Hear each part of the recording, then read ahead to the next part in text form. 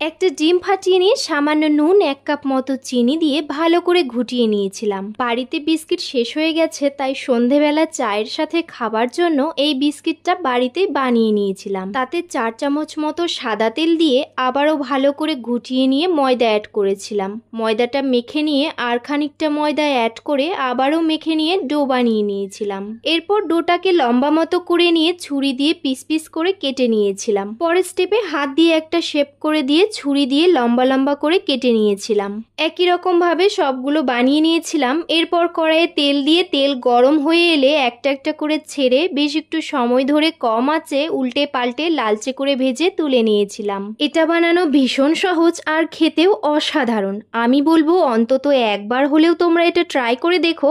আশা করি তোমাদেরও দারুণ লাগবে। আর কমেন্টে এসে বলে যেও তোমাদের কেমন লেগেছে। তো চলো আজকের জন্য টাটা, দেখা হবে অন্য কোনো রেসিপি নিয়ে।